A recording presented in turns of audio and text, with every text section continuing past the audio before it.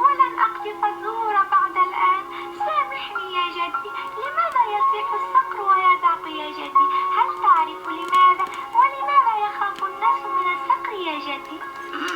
إنه يضحك، فالصقور تضحك على الناس الذين يعيشون في القرى والمدن وهم محشورون بدون فسحة للتنفس أو ليكونوا أحرارا. الصقور تضحك على الناس؟ أجل، الصقور تصرخ في الناس قائلة: عش لوحدك وستجد طريقة أفضل للحياة، وذلك أنه من المؤكد بأنك ستجد السلام والسعادة في الحياة.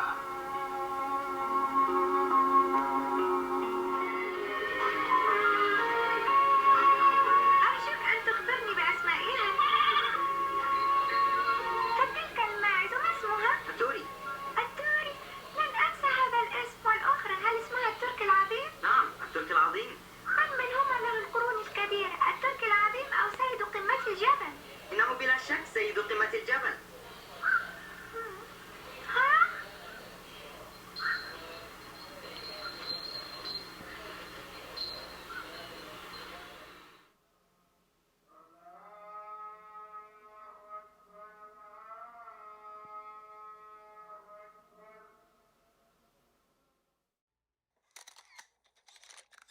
إننا نعيش في مرحلة صعبة في تاريخ العالم، ولكننا ندرك تماما أنها مرحلة ستمر وتمضي رغم قسوتها ومرارتها وصعوبتها.